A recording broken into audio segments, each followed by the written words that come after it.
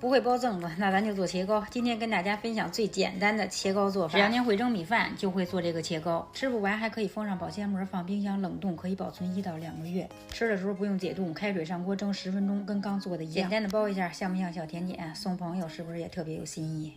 洗好的糯米倒上水泡一会儿，这个跟咱家平时蒸米饭是一样的，所以这个我也没称具体的数。我还做了一份雪糯米的，要嫌麻烦就都用白糯米，米饭咋蒸这就咋蒸，蒸好了搅和搅和，来1勺白糖，糖的用量根据个人喜欢。糯米饭多搅和会儿，它会更软糯口弹。这是那份雪糯米的，那里也要放点白糯米，不然它不会有那么黏。这个泡时间长，水不要太多了，将没过这一点就可以。蒸锅里是开水，苇子叶洗干净之后放锅里，关火焖5分钟。苇子叶不用煮，焖一小会儿就行，不用时间长了，时间长了它就没有苇子叶那个香味了。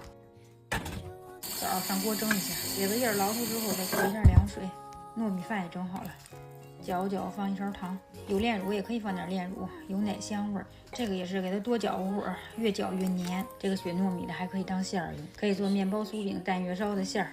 家里没有蛋糕模具，可以用不锈钢的小盆儿，把苇子叶一个压一个的铺上。咱用这苇子叶，它既不沾盆，吃着还有粽子的香味儿。像这样就铺好了。看这糯米多黏，先铺一层白的。哎呦我的天哪，太黏了！用这铲子沾点凉水，给它刮平了。不行，还是下手吧。摁紧实了，然后上边再铺一层枣，再铺一层雪糯米。如果嫌麻烦，就都用这白糯米，一层糯米饭，一层枣，一层糯米饭，一层枣，那样也挺好吃的。手上随时要沾点凉水，不然它特别粘手。摁紧实了。这个是我自己做的蜜豆，铺一层蜜豆，这就是自己做，想怎么做怎么做，喜欢吃啥就用啥。蜜豆的做法就是把这个大芸豆煮到一碾就烂，也不要煮得太烂，都破了皮了啊，控出多余的水，然后放糖、蜂蜜，放冰箱腌着。我一般都是头天晚上做，第2天用。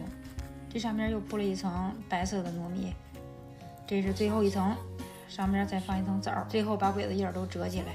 放蒸锅里再蒸一下，它吃着会更口弹，糯米饭也会吸收枣的香味儿。不用蒸时间太长，水开之后蒸20分钟就可以了。